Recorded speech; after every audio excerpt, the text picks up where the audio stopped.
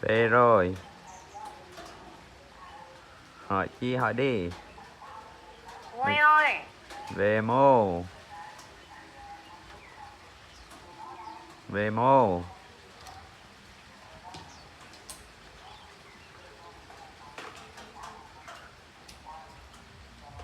Nói chuyện đi. Nói chuyện đi.